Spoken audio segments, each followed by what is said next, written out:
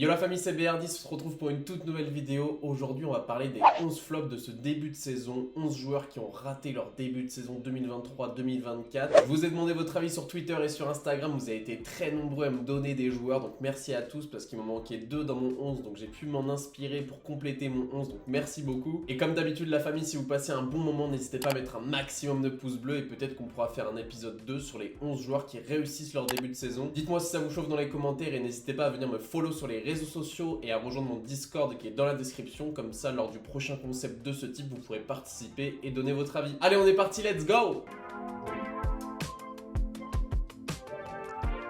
Pour ce 11 des flops, on part sur un 4-4-2, un petit peu comme l'OM de Marcelino. D'ailleurs, dédicace à tous les Marseillais. Votre coach est déjà parti. J'ai carrément hésité à en faire une vidéo, mais je me suis dit voilà, que j'avais pas les compétences pour parler de l'Olympique de Marseille. Mais voilà, je voulais juste placer un petit tacle dans cette vidéo en mode Sergio Ramos, parce que voilà, le coach de l'OM n'a duré que 2 mois et demi cette saison, record à battre. Et donc pour commencer ce 4-4-2, on va commencer bien évidemment par le gardien. J'ai hésité avec 2 joueurs. Le premier, c'est André Onana, que pour l'instant je trouve décevant avec Manchester United, mais je le trouve pas aussi décevant que le titulaire que j'ai choisi, mais il faut quand même en parler parce qu'André Onana, ça commence à être compliqué avec Manchester United, seulement 5 matchs ou 6 matchs, mais on attend vraiment mieux, surtout au prix auquel ils l'ont acheté du côté de l'Inter. On le sait qu'Onana c'est un putain de gardien, mais là il a vraiment du mal en première ligue, mais bref, on va le laisser sur le banc. Et pour le titulaire, j'ai choisi Philippe Cône, le nouveau gardien de l'AS Monaco. Alors il a pas raté tous ses matchs depuis qu'il est arrivé à Monaco, mais quand même je le trouve vraiment décevant. Lui qui avait été élu meilleur gardien du championnat autrichien du côté de Salzbourg, où on s'attendait vraiment à ce qu'il y ait enfin une pépite au poste de gardien de but à l'AS Monaco, notamment après Nübel pendant 2 saisons qui a été catastrophique, lui qui devait être le nouveau Neuer prêté par le Bayern de Munich,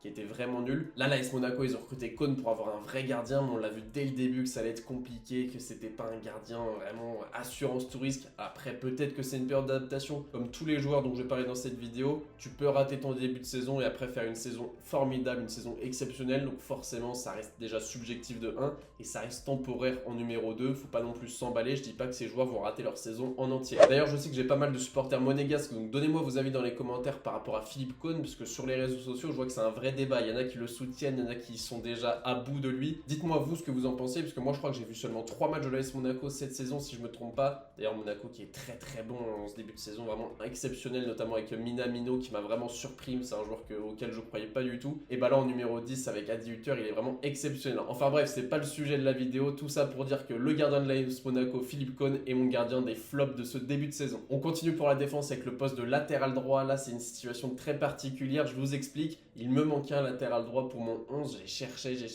J'arrivais pas à trouver un défenseur droit qui était mauvais en ce début de saison. Alors j'ai choisi d'un petit peu changer la règle puisque j'ai sélectionné Fabien Santonze, le défenseur droit du FC Nantes. Vous allez peut-être trouver ça bizarre, mais en fait Fabien Santonze ne joue pas depuis le début de la saison du FC Nantes. Il s'est embrouillé avec son coach Pierre Aristouille. Il lui aurait même dit: moi j'ai un contrat de 4 ans au FC Nantes, toi peut-être que dans 4 semaines t'es plus là. Donc voilà, c'est quelque chose qu'on dit pas vraiment à son coach. On peut comprendre que c'est pas passé avec Pierre Aristouille, mais ça reste quand même un flop pour moi puisque Fabien Santonze c'est censé être un des meilleurs latéraux droits de Ligue 1. Et oui, mesdames et messieurs, c'est vraiment un super joueur qui au FC Nantes a un petit peu de mal et en plus là a des problèmes de comportement. Donc c'est pour ça que je me suis permis de le mettre dans ce 11 des flops du début de saison, même s'il a pas joué. Putain, il fait chaud.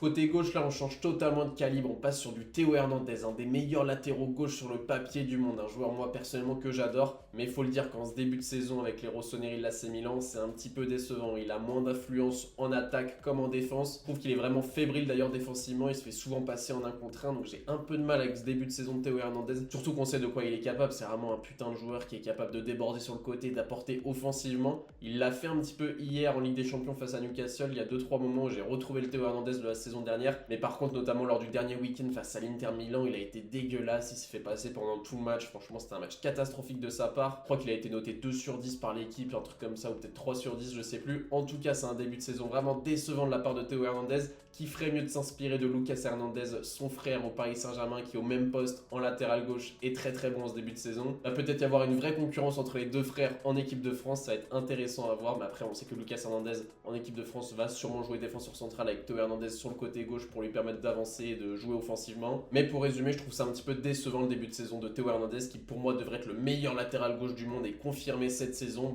Pour l'instant, il a un petit peu du mal à enclencher cette nouvelle saison, mais je sais très bien que ça va arriver, qu'il va faire une très grande année et qu'il sera peut-être dans le 11 type de la saison à la fin de l'année. Concernant le premier défenseur central, c'est pas vraiment une attaque personnelle, c'est pas contre lui, mais c'était pour parler d'un club en général, c'était pour parler du RC Lens. J'ai donc choisi de mettre Jonathan Gradit qui fait vraiment un début de saison un petit peu inquiétant, tout comme son équipe. Le RC Lens la saison dernière qui a réalisé une saison exceptionnelle à 1 point du champion de France, le Paris Saint-Germain. Et là, ils sont actuellement dernier de Ligue 1. Alors au moment où je tourne, d'ailleurs, il faut que je le précise ça en introduction de vidéo, on est le 20 septembre, donc s'il y a des choses qui ont changé au moment où vous regardez la vidéo, c'est normal. Peut-être qu'il y a des joueurs qui ont commencé à se réveiller. Mais ce que je voulais dire par cette date, c'est qu'on est le jour de Séville-Lens. Moi, j'ai pas encore vu le match, il est 15h au moment où je tourne la vidéo, j'ai hâte de voir ça ce soir. Peut-être que Lens a lancé sa saison ce soir et Jonathan Gradit aussi en gagnant face à Séville, c'est tout le mal que je leur souhaite. Mais on est tous d'accord pour dire que c'est décevant ce début de saison du RC Lens. J'en avais parlé dans mon mercato parfait cet été, je disais que ça va être compliqué de jouer sans Fofana, sans Openda. Ils les ont très bien remplacés, notamment avec Eli Wahi et Diouf par rapport à Fofana. Mais il y a une vraie perte de leadership, que ce soit Fofana qui était vraiment le capitaine, l'emblème du vestiaire, mais même Openda de temps en temps qui aimait bien râler sur le terrain, qui aimait bien haranguer ses coéquipiers. Donc voilà, il faut que les nouveaux cadres du vestiaire prennent les choses en main et je pense qu'après le RC Lens va dérouler et finira peut-être à la 5e ou la 6e ou la 4e position du championnat de France. L'autre défenseur central, là ça n'a rien à voir puisqu'il est dans une équipe qui tourne très très bien en ce début de championnat, puisque c'est la Juventus Turin qui est actuellement 2e, mais j'ai choisi de prendre Bremer. Ça je vous le cache pas, c'est grâce à vous parce qu'il me manquait un joueur à ce poste en défenseur central. Je galérais, je cherchais et c'est Football Day sur Twitter qui me l'a dit. Bremer réalise vraiment une très mauvaise saison pour l'instant avec la Juventus, il est très décevant. Football Day d'ailleurs c'est un mec qui est supporter de la Juventus et qui parle de foot sur les réseaux sociaux, donc n'hésitez pas à aller le follow, c'est vraiment un bon mec. Moi pour l'instant j'ai vu seulement 2 matchs de la Juventus cette saison et c'est vrai que Bremer m'a paru un petit peu faible et même un petit peu lent. J'ai l'impression qu'il a perdu en vitesse, qu'il a perdu en athlétisme. Alors peut-être que je me fais des films, peut-être qu'il était touché au moment où je regardais les matchs, etc.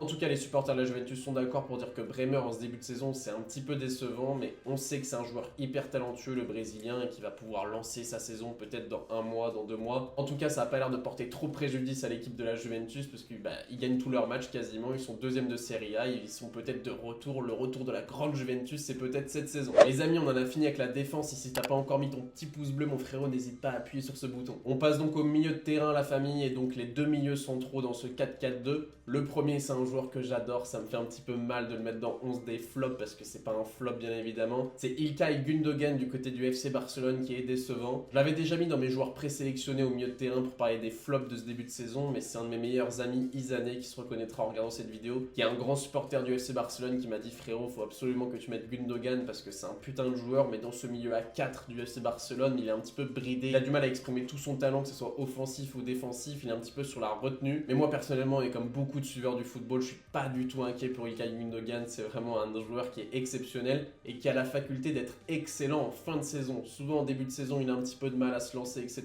Mais dès que tu arrives au mois de mars ou au mois d'avril, İlkay Gündoğan, il se transforme en Zinedine Zidane. Il t'enchaîne but sur but, passe D sur passe D. Donc, je m'inquiète vraiment pas pour l'UFC Barcelone. Je suis sûr qu'il va réussir à faire lever le public du Camp Nou à partir du mois de janvier ou février. Mais en tout cas pour l'instant il est pas mauvais, mais ça reste un petit peu décevant par rapport au talent qu'il a. Le deuxième milieu de terrain là c'est un joueur que j'apprécie beaucoup moins mais qu'on peut qualifier de flop, mais ça je m'y attendais, je vous avais déjà prévenu cet été sur ma chaîne YouTube. C'est Kai Havertz du côté d'Arsenal qui pour l'instant n'est pas très bon, mais ça voilà, fallait s'y attendre. C'est vraiment un joueur talentueux, là-dessus on est d'accord, mais pour moi c'est un joueur qui n'a rien à faire en première ligue, c'est pas du tout un jeu qui lui correspond. Du côté de Chelsea je le trouvais vraiment moyen, voire catastrophique par moment, et là il est à rejoindre Arsenal, l'ennemi en plus juré de Chelsea, même s'il y a aussi Tottenham. Il va chez les rivaux et en plus il est mauvais. Alors pourquoi moi je dis qu'il est mauvais, c'est par rapport au prix de son transfert aussi. Je crois qu'il a été payé 70 millions. Je vous avais dit je crois en story Instagram à l'époque que c'était du n'importe quoi de payer Kai Havertz à ce prix là. Et ça se confirme du côté des Gunners. Vraiment Kai Havertz n'a pas les épaules pour moi pour être un titulaire du côté d'Arsenal, surtout dans un Arsenal d'Arteta qui a des putains de joueurs. Je vois pas comment Kai Havertz peut s'imposer et devenir titulaire. Je prends le pari qu'à la fin de la saison il sera vendu dans un club de Bundesliga. Sérieux toi?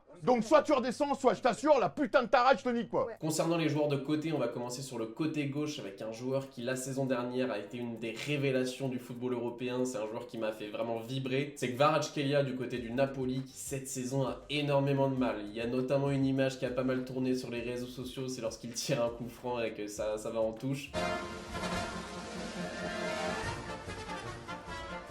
Un petit peu la représentation de son début de saison, c'est que techniquement et même mentalement, on dirait qu'il y est plus trop. Alors, est-ce qu'il voulait partir l'été dernier? Je ne pense pas. Par contre, il y a un truc qui a l'air de le déranger, c'est le fait que Rudi Garcia soit devenu l'entraîneur du Napoli. J'ai l'impression que ça passe pas trop entre les deux. Notamment lorsqu'il est sorti à la 80e minute lors du week-end dernier, il a regardé Rudi Garcia, il a dit qu'est-ce que tu fais? Qu'est-ce que tu fais? C'est un truc qu'il avait jamais fait la saison dernière avec Spalletti, donc c'est un petit peu surprenant. Je pense que Rudi Garcia n'a pas de longs jours devant lui du côté du Napoli. Je pense qu'il va vite sauter. Mais personnellement, j'ai aucun doute sur le fait que Vara va faire faire une belle saison. On sait souvent qu'après la première saison, un petit peu de la révélation, le plus dur c'est de confirmer après. Là, je pense qu'il est un petit peu dans une période de moins bien, mais que ça va revenir. C'est tellement un joueur hyper talentueux et qui m'a tellement fait kiffer la saison dernière que je lui souhaite que du bien. Concernant le côté droit, c'est plutôt un joueur qui joue à gauche dans la vraie vie, mais bon, c'est pas grave, ça reste un 11, on fait comme on peut. C'est l'Ukrainien de Chelsea, Mudryk. Il est arrivé en janvier de la saison dernière, il a toujours pas inscrit un seul but en première ligue avec les Blues. Franchement, c'est hyper décevant pour un joueur qui nous a tellement fait kiffer, notamment en Ligue des Champions avec le Shakhtar Donetsk, un vrai joueur, un petit peu YouTube comme on aime bien le dire, un vrai ailier spectaculaire qui aime dribbler, qui aime faire des différences. Mais du côté de Chelsea, je sais pas ce qui se passe.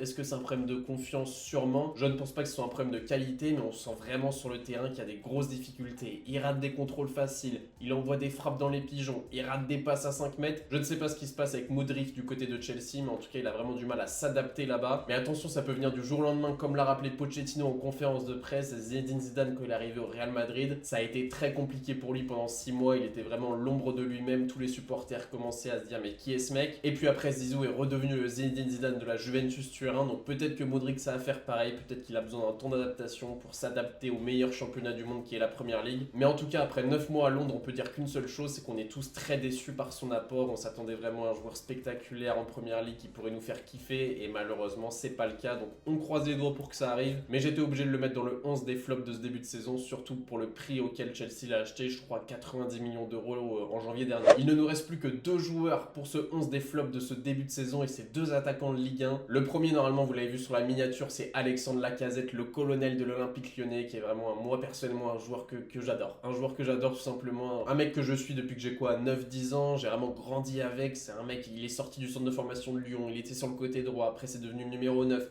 Il est arrivé en équipe de France, ça a été compliqué pour lui. Arsenal aussi, c'était en dents de scie, c'était un coup bien, un coup moins bien. Là, il est revenu à l'Olympique Lyonnais la saison dernière, il a failli être meilleur buteur de Ligue 1. Je crois qu'il a mis 25 buts si je me trompe pas, il était à ça juste derrière Mbappé. C'est vraiment un très grand attaquant de notre championnat, la Ligue 1, la Ligue des Talents. Mais malheureusement, cette saison, je suis obligé de le mettre dans les flops pour 2 raisons. La première, c'est d'un côté sportif, il n'a pas été bon, il a marqué qu'un seul but. Et la deuxième, c'est dans le comportement. C'est le capitaine de l'Olympique Lyonnais, c'est censé être lui qui porte l'équipe. Alors déjà, Lyon, ça se passe très mal. Et en plus, lui, il a eu un mauvais geste. Il a pris un carton rouge qui était totalement mérité. C'est quelque chose qu'on ne doit pas voir d'un mec qui a 33, 34 ans, qui est censé être le leader de l'attaque. Il a réagi à chaud comme un mec de 20, 25 ans sur le terrain. Et ça, je peux pas accepter. C'est censé être vraiment le leader de l'Olympique Lyonnais. Il a un petit peu abandonné le bateau. C'est le capitaine du navire qui a laissé le bateau couler, je trouve. Après, voilà, les mecs, faut pas s'emballer. Il va être de retour ce week-end. Il va sûrement marquer. Il va refaire du Lacazette. Mais j'étais obligé de mettre un Lyonnais dans le 11 des flops, tout comme j'étais obligé de mettre un joueur de Chelsea ou un joueur de Lens. Et on termine cette vidéo par un Marseillais. Et non, il n'y aura pas de Parisien dans ce 11, j'ai fait un effort, j'ai pas mis de joueurs comme Ousmane Dembélé ou Randal Kolo Muani, mais j'ai mis un Marseillais, j'ai mis Pierre-Emerick Aubameyang, le Gabonais, qui lui aussi est un joueur que j'apprécie vraiment, qui a failli d'ailleurs signer au Paris Saint-Germain, je crois, en été 2019, quand Antero Henrique était le directeur sportif, pardon. C'était passé à ça de signer, malheureusement ça ne s'est pas fait, et maintenant il est donc attaquant à l'Olympique de Marseille, et c'est l'attaquant qui a fait le plus de frappes cette saison, et il n'a même pas marqué un seul but. Alors pour l'instant il a pas de chance, faut rester honnête, parce qu'il a touché le poteau une fois et la barre une fois si je me trompe pas. Il y a aussi des gros arrêts des gardiens face à lui, notamment le jeune gardien de Toulouse de 18 ans qui a encore été une fois excellent ce week-end face à Marseille. Donc voilà, Pierre-Emerick Aubameyang, ça va venir, mais pour l'instant ça reste décevant pour les Marseillais, notamment aussi face au Panathinaikos. Marseille s'est fait éliminer de la Ligue des Champions. Je pense que les Marseillais auraient bien aimé que Aubameyang en mette un ou deux au fond. Donc voilà, c'est un début de saison décevant pour Aubameyang. Ce n'est plus l'Aubameyang d'antan de Chelsea, d'Arsenal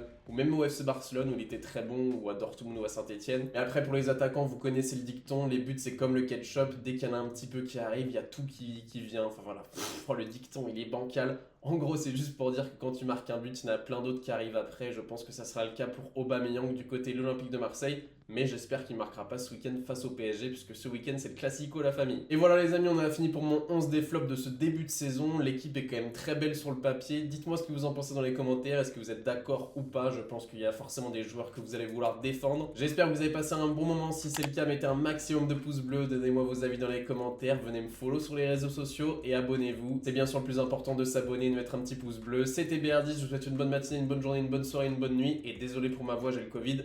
Peace!